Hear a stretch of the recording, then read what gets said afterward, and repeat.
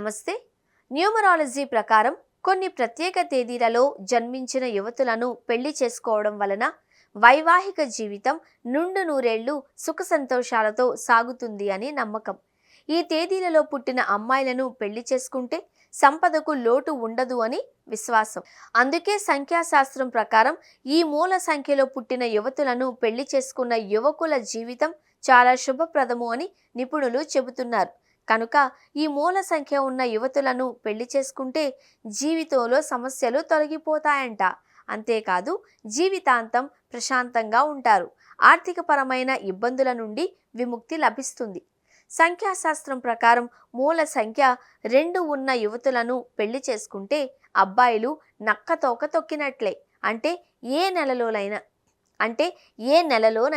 2, 11, 20తో పాటు 29 తేదీలలో పుట్టిన యువతుల మూల సంఖ్య 2 కనుక ఈ తేదీలలో పుట్టిన అమ్మాయిలు జీవితంలో ఉత్తమ భాగస్వాములు అని న్యూమరాలజీ నిపుణులు చెబుతున్నారు.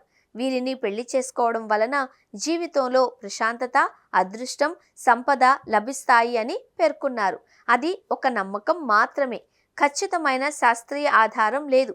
మూల సంఖ్య 2కి అధిపతి చంద్రుడు.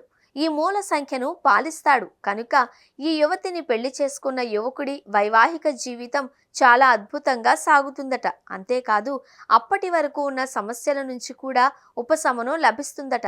చంద్రుడు వంటి ప్రశాంతమైన నేచర్ను కలిగి ఉంటారు. జీవితాన్ని ప్రశాంతంగా గడపడానికి ఇష్టపడతారు. అంతేకాదు వీరు ఎటువంటి కష్టాలు ఎదురైనా ప్రశాంతంగా జీవిస్తారు.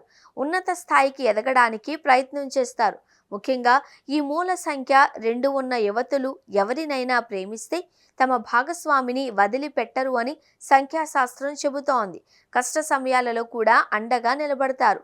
తమ ప్రతిభతో అద్భుతంగా పనిచేసి సమాజంలో, కుటుంబంలో పేరు ప్రతిష్టలను సంపాదించుకుంటారు.